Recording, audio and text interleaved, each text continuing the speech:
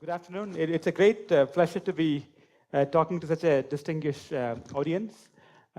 Before I start, let me first thank you for coming over to join this birthday party. I'm hoping to sort of elaborate a little bit on Dave's wonderful talk to give you sort of a broad summary of the science, the physics and astronomy that we have learned from the recent observations of gravitational waves from many sources, and to sort of also give you a sort of some idea of what we anticipate in the near future. So just to sort of repeat what Dave has mentioned, we have observed several binary black hole mergers in the last couple of years using LIGO and Virgo during its two observational runs, which we call O1 and O2. And the last one being a joint detection using LIGO and Virgo. So this is the same graphic that Dave has shown. In the vertical axis, you show the masses of black holes in solar masses. So far, we have 6 announced signals and probably a few coming up. And indeed, these are the first evidence in astronomy of merging binary black holes. And if you compare these mass measurements with those mass measurements of black holes from galactic X-ray binaries, which are shown in this purple, dots here, you see an evidence of a new population of black holes with quite high masses. For example, it's the first time we are seeing black holes, stellar mass black holes, which are more massive than about 25 to 30 solar masses. And indeed, these observations allow us to test the general theory of relativity in the highly relativistic regime for the first time. And this is what I'm going to sort of focus on the rest of my talk. Indeed, the most recent excitement has been on the joint sort of multi-messenger detection of a binary neutron star merger, not only in gravitational waves, but across the electromagnetic spectrum. We heard the exciting story of this from the gravitational wave side from Dave's talk, and you would hear more about the electromagnetic side of this discovery from Sri Kulkarni's talk tomorrow. So this observation also allowed us to sort of measure the properties of the neutron stars. For example, indeed, what we can measure most accurately is a particular combination of the masses, which we call the chirp mass, which essentially determines this chirp-like evolution of the gravitational wave phase or its frequency. But these are probably not of very astronomical significance. The measurement of the individual masses is essentially limited by correlations between different masses, as well as the masses and the spin of these objects. And depending on what kind of prior that you can put on the spin of how fast this neutron star could be spinning, we can constrain them at different ranges. For example, if we sort of assume that the neutron stars are fairly low spinning, which we know that from several observations, radio observations of galactic neutron star binaries, those neutron stars happen to be extremely slowly spinning, which is consistent with what we expect from these binary formation scenarios also. So if you put these sort of rather tight priors, we get very tight measurement on the masses of the neutron stars, about 1.4 solar mass, which are consistent with the traditional galactic double neutron star system that we have seen in radio. But if you allow the possibility that the neutron star could be much more rapidly spinning, then the uncertainties in the mass measurements would be slightly larger. But still, they are broadly consistent with the neutron star that we have seen in radio, between masses of 1.2 to about 2 solar masses. So these observations contain a remarkable amount of information. So we are able to measure not only the masses of these black holes, but also some other aspects, such as the spin angular moment of the black holes also. However, the spin effects appear as some kind of a higher order post-Newtonian correction to the gravitational waveform. And hence, currently we are unable to measure the individual values of the spin angular moment of these two black holes. What we can measure instead is basically what determines this leading order spin orbit coupling in the gravitational waveform, which is basically a combination of the projection of the spin angular momentum of the black holes onto the orbital angular momentum, which we call this effective spin parameter. Although it's only an effective parameter, it does contain an imprint of the formation channels of these black holes, which I would elaborate in the next couple of slides. So far, if you look at the posterior distributions of this parameter, this effective spin parameter, it turns out that most of these black holes we have seen so far are either very low or rather or modest spins, of modest spins. Of course, it's sort of take it rather too early to take it very, very seriously at this point, because due to this, because of this is an effective parameter, and we have a prior on these actual parameters, could be the the actual spin angular moment of the black hole, their orientations, etc. The prior also has a strong support towards modest values of spins. However, it is clear that these posteriors, which are the colored distributions, are much narrower than the prior, which is in the black. So we are making a measurement. So, so there is something that we are seeing that it seems that these black holes that we have seen so far are rather modest, of rather modest spin, which is of a puzzle, which is slightly sort of a puzzle, because if you look at the galactic spin measurements of galactic black holes that we have from X-ray observations, they can, of course, span a whole range of spins, but there are several black holes with pretty high spins of dimensional spins of 0.9 or above. So it's kind of a surprise that we are seeing this black holes of rather modest spins. And this has very interesting implications. In the future, we will be able to make these measurements much more precisely. And these spin measurements have very interesting implications on understanding the formation, the astrophysical formation channels of these black holes, which are not very certain at this point. Although we are unable to measure the individual spins of these black holes in a binary, we are able to infer the properties of the remnant black hole, which are produced at the merger, after the merger, very, very precisely. This is a rather interesting measurement. Of course, the oscillation, the post-merger quasi-normal mode oscillations of the final black hole are producing the ringdown part of the last part of the signal. And if you look at this, the ringdown signal, one is able to infer the properties of this final black hole. But the signal-to-noise ratio of the ringdown that we have seen so far are rather modest to make any very precise measurement of the properties of this final black hole. However, using the measurement of the individual masses and the spins of the initial black holes, making use of large-scale numerical literary simulations, we can actually infer the property of the final black hole, making use of the full observation. And this has allowed us to make some of the best estimates of the black hole spin in the history of astronomy, I would say. So we are able to make this very, very precise measurements of the black hole spins from these observations. And this is some work that has actually has come out of the ICTS group in the last couple of years. Although we have seen these black holes, several of them, how nature forms these black holes binaries in astrophysics is not well understood, actually. There are many formation channels. There are many astrophysical scenarios in which nature can produce binary black holes. One such scenario is that you start with a binary of massive stars, and these massive stars undergo their stellar evolution and go through several mass transfer phases, and including what's called a common envelope phase, in which a compact object basically orbit a massive star within the envelope of the star itself, which would cause the binary to tighten over periods of millions to billions, hundreds of millions of years, to form a binary black hole in a tight orbit, which would merge in the lifetime of the universe. Another promising channel is basically using by dynamical interactions in dense clusters of stars, such as globular clusters or nuclear clusters.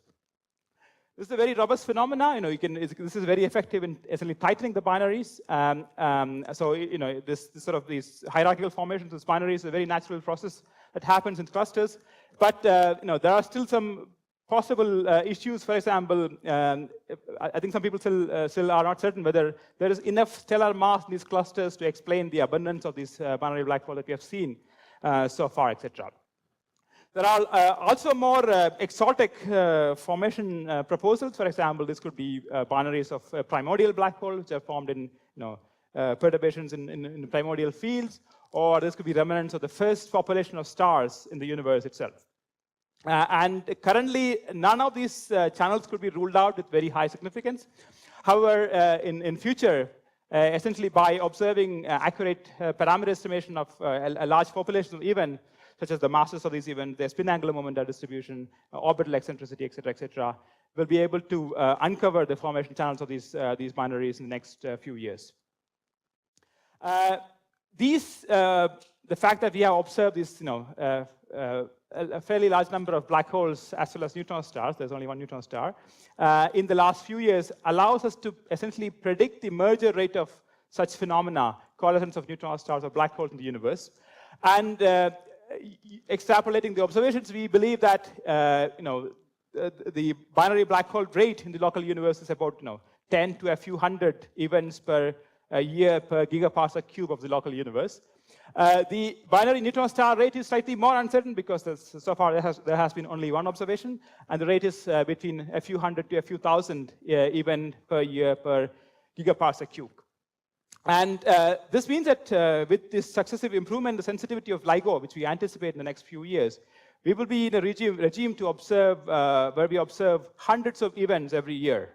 So we are really going to do large population studies in the next couple of years, in fact.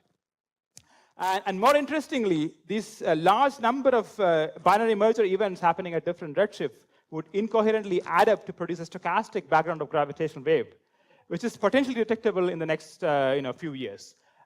This is a prediction, so it depends still, depending on where exactly this merger rate is within this uncertain region, we will be able to observe the stochastic background in the next several years.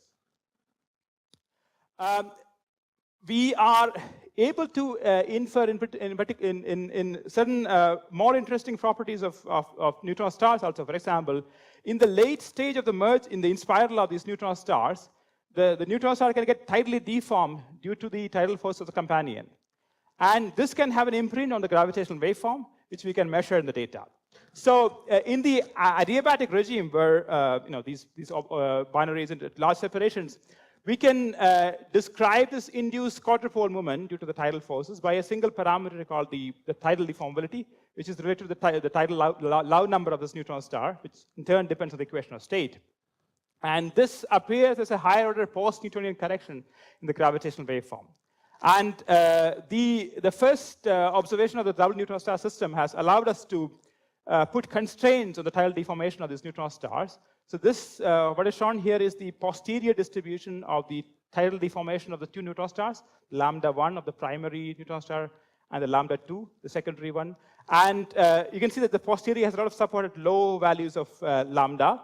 So which means that, and what is shown here are basically the predictions of this lambda, the tidal deformation, as predicted by different nuclear equation of state. For example, the certain equations of state that produce most compact neutron stars would live here, and less compact neutron stars would live here. And we are already able to rule out certain equations of state that produce not very compact neutron stars. So these observations actually are favoring more compact neutron stars, or equations of state that produce more compact neutron stars. The multi-messenger observations of this double neutron star system has allowed us to make a first measurement of a Hubble constant using a method that is completely independent of this cosmic distance ladder. So the idea here is that compact binaries, such as black holes or double neutron stars, are absolutely calibrated standard candles. Essentially by observing the gravitational wave signal, we are able to measure the distances of the system without relying on any cosmic distance ladder. And however, the gravitational wave observations will not tell the distance, the cosmological redshift, but for observations such as in this case of this double neutron star observation, we have the optical observation, and I have identified the galaxy, host galaxy, from which we can essentially estimate the redshift to the host galaxy. And this joint distance and redshift estimation allows us to make the first observation, the measurement of the Hubble constant, without making use of the cosmic distance ladder. Indeed, the current observations is very uncertain. Basically, it's dominated by the statistical errors. And the posterior that we have obtained from this event is consistent with all existing measurements using supernovae as well as Planck, which incidentally show an inconsistency between these two measurements. However, although these observations are not very interesting in the sense of accuracy, precision at this moment, by combining a large number of such events that we are anticipating in the next several years, the precision could be made much more accurate, and in the depending with sort of something like 40 observations, we will be able to measure Hubble constant with accuracies of the order of 5% or so. In the later part of my talk, I will focus on the tests of GR using gravitational observations. I would just quickly to tell that gravitational observations really sample the strong field dynamics, which we have been unable to do until very recently. So if you look at, for example, even the most relativistic laboratory for testing theories of gravity until very recently, which is the binary pulsar, they sort of,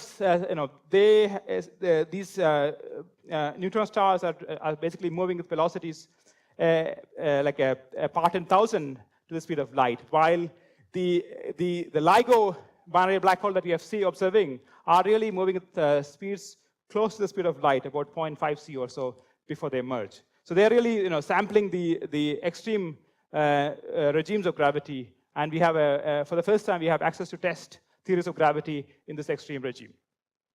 So one of the first tests that we are able to do using the LIGO observations is to test the post-Newtonian regime, post-Newtonian nature of gravity. For example, this is like analogous to the binary pulsar test that people have been doing the last 30 years or so. The idea here is that the early part of the inspiral of these two black holes, which is shown here, is very well described by a post-Newtonian expansion to general relativity. And while if you know the mass of the black holes, essentially the post-Newtonian coefficient at various orders could be very uniquely predicted using GR. At the same time, we can essentially write a very general sort of a phasing formula, just like the timing formula for radio pulsars, and we can estimate the post-Newtonian coefficients independently from the data, and ask how consistent these estimated coefficients are with those predicted by GR.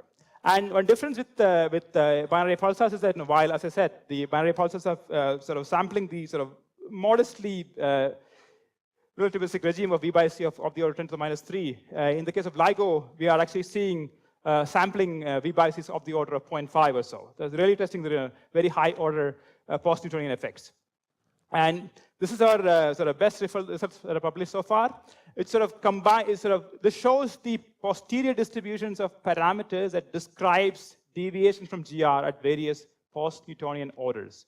For example, this is the sort of deviation, and it's at various post-Newtonian orders, starting with the leading order to the highest PN order that is available to us right now. It's the 3.5 post-Newtonian order.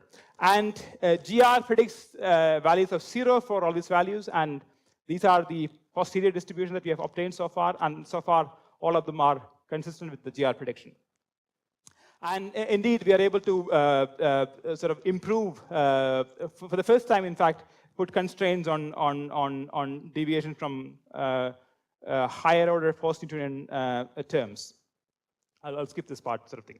Other perturbative regime that we are able to sample using gravitational observations is sort of the late part of these color-sensitive black hole.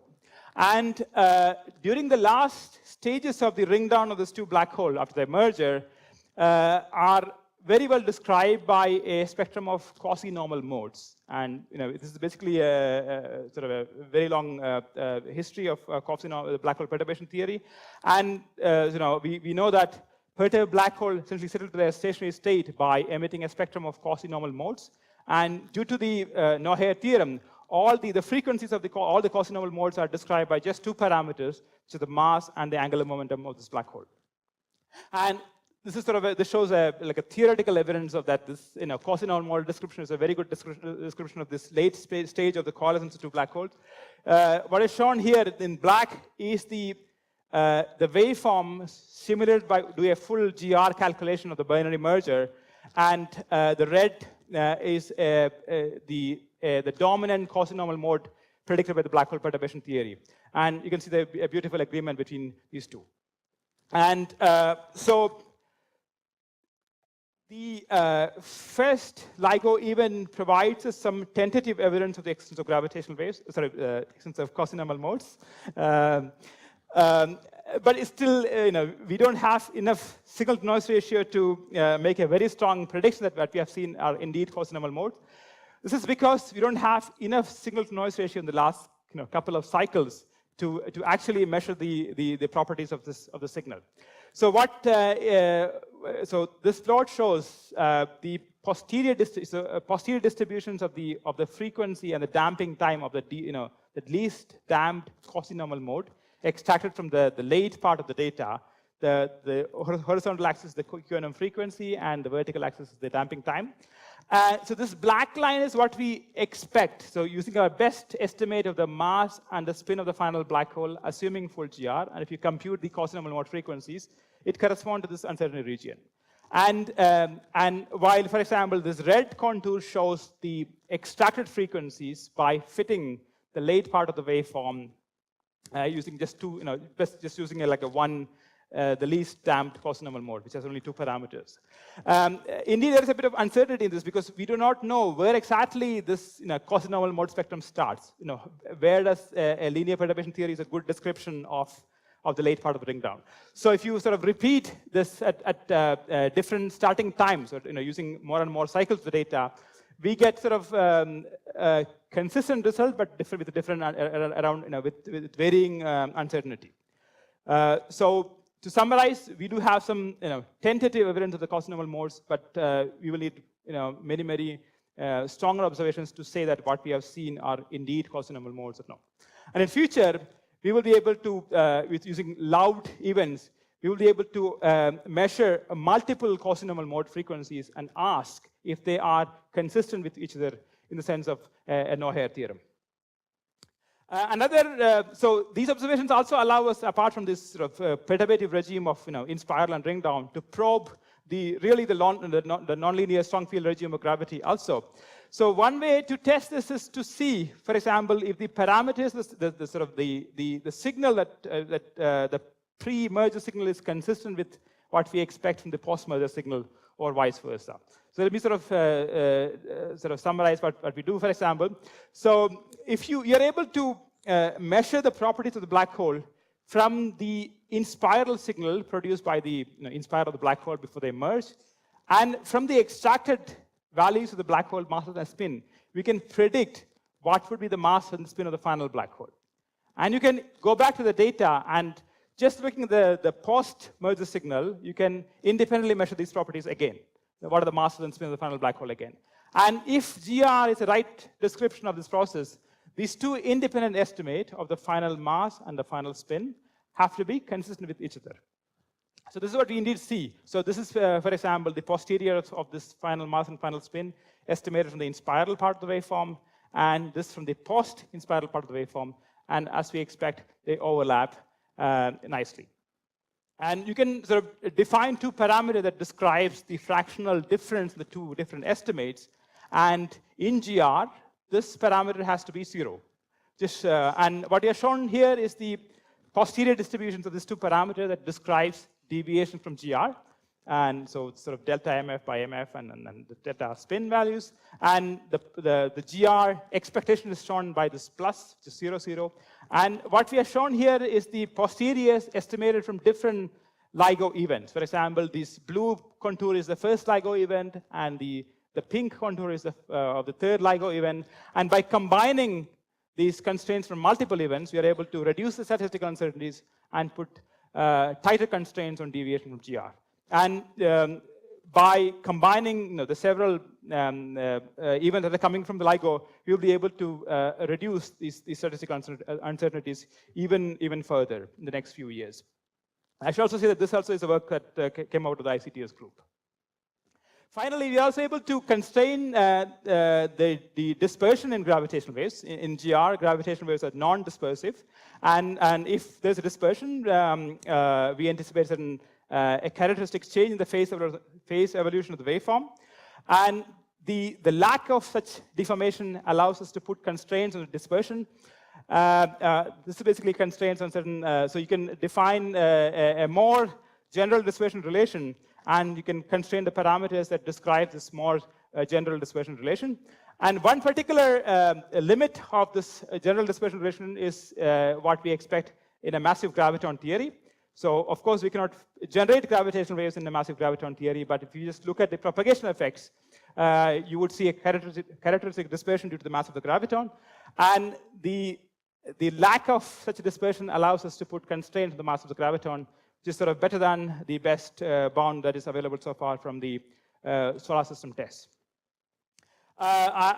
Since Dave already mentioned about the measurement of the speed of the graviton, so speed of gravitational waves from the multi-messenger observations of the neutron star, I'll skip this one.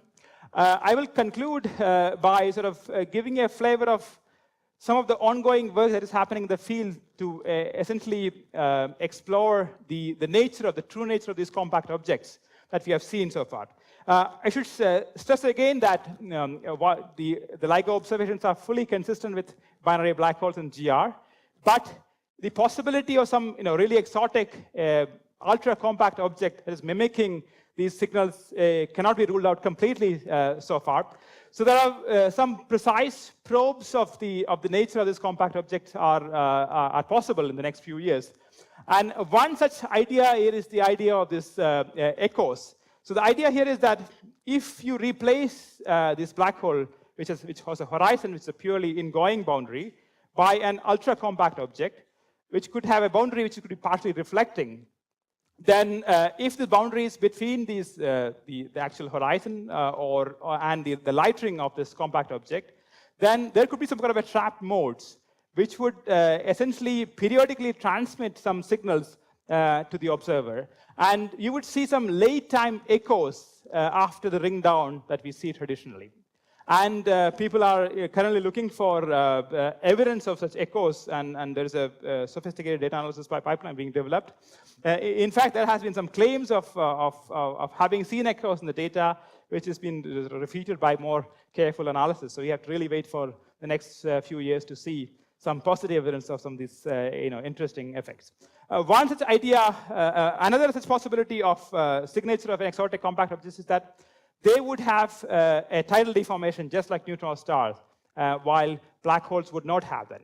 And constraining the tidal deformation from observed data can put constraints on a certain parameter space of certain of these black hole mimickers, such as boson stars, Krabbe stars, and so on. And another possible signature of a black hole mimicker, an exotic compact object, is again a spin-induced quadrupole moment. And for the black holes, we know how the quadrupole moment is related to the spin of the system, while in a generic case of an exotic object, this relation is dependent on the equation of state. And we might be able to measure such a spin-induced quadrupole moment by future observations. So I've already overshot the time, so let me sort of summarize. We have seen several observations of binary black holes, as well as one multi-messenger observation of a double neutron star merger in the recent past. And they have sort of provided some very exciting signs. For example, we have the first test of GR in the highly relativistic regime. There's evidence of possible new black hole populations. And really, the multi-messenger observation of the binary neutron star merger is a truly astonishing discovery. There is a lot of science that is coming out. It's just being, it's sort of being, several aspects are still being debated now. Just to summarize, there is some tentative evidence of the BNS engine of short GRBs. There are some first constraints on the nuclear equation of state. There is a first independent observation measurement of the Hubble constant, etc. And the next several years are going to be very, very exciting because we'll be seeing hundreds of events guaranteed, and possibly some exotic objects that we haven't seen until now. So stay tuned. Thank you very much. Thank you. People working on this to create templates for charged black holes and to put constraints on the possible electric charge. So, in fact, if you see some deviation from GR, you'll have to worry about all these possibilities before putting our finger on the GR deviation. And this is something that we are starting to worry about in the field. So actually, Bala, in your work, Did you ever include a Q? No. You only looked at the mass and spin. Okay. And many people are also, using this sort of charged black hole as a proxy for some modified gravity also, because it's, notoriously hard to, simulate modified gravity systems. And this could be like a simpler proxy to mimic some of the effects of modified gravity, etc. Yeah, I had a question, actually 2 questions about the ringdown phase. So you showed a comparison between the prediction of perturbation theory and the calculation, that red and black thing. So the agreement was better in the latter phase of the ringdown. Is that an artifact, or does that really mean that the theory is more valid in the latter phase? Yeah, it is, because the perturbation theory is more a better approximation of the reality at later part of the waveform. So your systematic errors would reduce that if you use only the later part of the waveform. But then you only have 1 or 2 cycles. Your signal-to-noise ratio is compromised. You are dominated by statistical errors.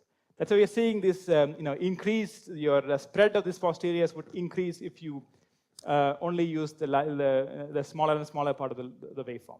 So is this equivalent to stacking the various events you've detected? Yeah, or is No, it possible to stack?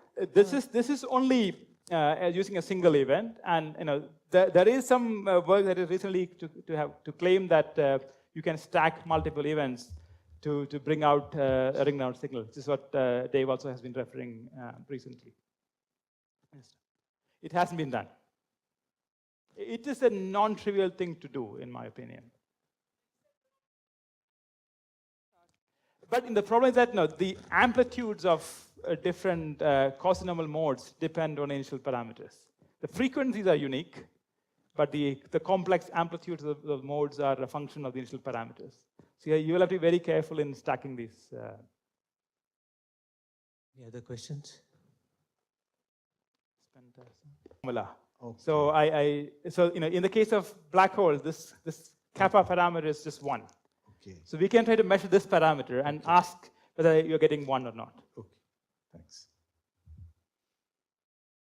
Okay, if there are no further questions, let's move on. Thanks.